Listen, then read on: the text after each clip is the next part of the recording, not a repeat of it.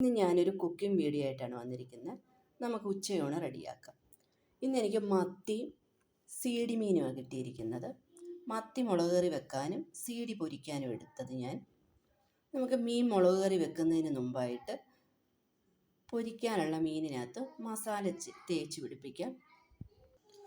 ഞാൻ മീൻ പൊരിക്കുന്നതിന് ചേർക്കുന്ന മസാല മുളക് പൊടി, മല്ലിപ്പൊടി, മഞ്ഞൾപ്പൊടി, കുരുമുളക്, ഇഞ്ചി, വെളുത്തുള്ളി, കൊച്ചുള്ളി ഇതെല്ലാം മിക്സിയിലിട്ട് നല്ലതുപോലെ അരച്ചെടുക്കും.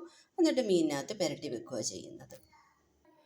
മീനിനകത്ത് ഉപ്പും പുളിയെല്ലാം പിടിക്കട്ടെ. ആ സമയം കൊണ്ട് നമുക്ക് മീൻ കറി വെക്കാം. എണ്ണ ചൂടായി നമുക്കതിനകത്തേക്ക് സവോള, ഇഞ്ചി, പച്ചമുളക്, തക്കാളി ഇത്രയും ഇട്ട് കൊടുക്കാം. വെളുത്തുള്ളിയും ചേർത്തിട്ടുണ്ട്. വെളുത്തുള്ളിയുടെ കാര്യം പറയാനും മറന്നുപോയി. ഞാനിതെല്ലാം കൂടെ ഒരുമിച്ചിട്ടങ്ങ് വഴറ്റുക ചെയ്യുന്നത്. ഞാനൊരല്പം മഞ്ഞൾപ്പൊടിയും ഉപ്പും കൂടി ഇടും. അപ്പോൾ പെട്ടെന്ന് ഇതെല്ലാം വഴന്ന് കിട്ടും.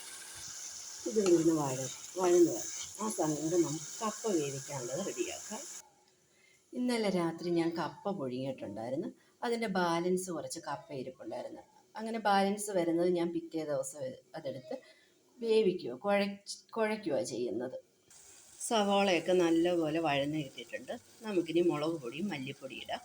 ആദ്യം ഞാൻ മഞ്ഞൾപ്പൊടി ഇട്ടതുകൊണ്ട് പിന്നീട് ഞാൻ മഞ്ഞൾപ്പൊടി ചേർക്കത്തില്ല. നല്ലതുപോലെ നമുക്ക് മുളക് പൊടിയും മല്ലിപ്പൊടിയെല്ലാം ഇളക്കി കൊടുക്കാം. പച്ചമണമൊക്കെ മാറി ഞാൻ ചൂടുവെള്ളമാണ് ഒഴിച്ചു കൊടുക്കുന്നത്. നമുക്കിനി തോട്ടുപുളി ഇട്ട് കൊടുക്കാം. ചൂടുവെള്ളം ഒഴിക്കുന്നത് കൊണ്ട് പെട്ടെന്ന് തിളച്ചോളും. നല്ലതുപോലെ തിള വന്നു കഴിഞ്ഞിട്ട് നമുക്ക് മീൻ കഷ്ണങ്ങളിടാം. നല്ലതുപോലെ തിള വന്ന് ഇനി നമുക്ക് മീൻ കഷ്ണങ്ങളിടാം. ഉപ്പൊക്കെ പരുവമാണ്. ഞാൻ ആദ്യം സവോള വഴറ്റുന്ന സമയത്ത് തന്നെ ഉപ്പ് ചേർക്കുന്നത് കൊണ്ട് പിന്നീട് ഞാൻ ഉപ്പ് ചേർക്കാറില്ല. പിന്നെ ആവശ്യമുണ്ടെങ്കിൽ നമ്മൾ ചേർത്താൽ മതി. കറി ഇനി ഒരു അല്പം കൂടെ പറ്റട്ടെ, എന്നിട്ട് നമുക്ക് ഇറക്കി വെക്കാം. സിമ്പിളായിട്ട് എങ്ങനെ കപ്പ വേവിക്കാം എന്നുള്ളതാണ്.